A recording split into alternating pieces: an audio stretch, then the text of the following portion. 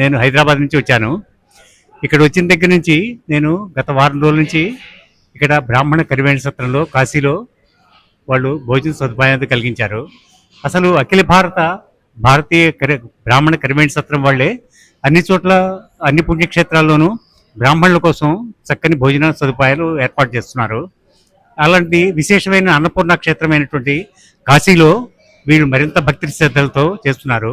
వీరు చేసేటువంటి అంకిత భావంతో చేసేటువంటి సేవలన్నీ చాలా విశిష్టంగా ఉన్నాయి.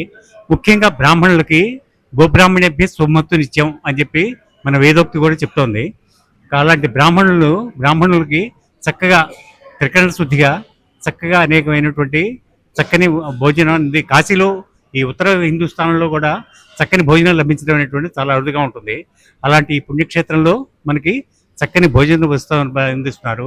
ఇక్కడ ఉన్నటువంటి సిబ్బంది కూడా చక్కని సేవా తత్పరతో అంకిత భావంతో చక్కగా మనకి సేవలు చేస్తున్నారు. వీళ్ళ సేవలు శ్లాఘనీయమైనటువంటివి.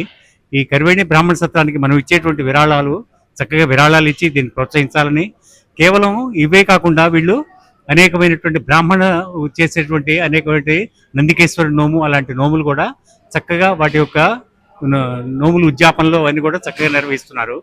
అలాగే మనం ప్రయాణంలోకి వెళ్తానికి కూడా మనకి స్వల్పమైన రుసుము సేకరించేసేసి వాళ్ళు మనకి ప్రయాణంలో కూడా పులిహోర దద్దోజనం లాంటివి కూడా మనకి స్వల్ప రుసుముతోనే ఇస్తున్నారు. బ్రాహ్మణుల పట్ల వీళ్ళకు ఉన్నటువంటి సేవాభావం చాలా కొనియాడదగింది. వీళ్ళు మనం చేసేటువంటి సహాయం చాలా తక్కువ.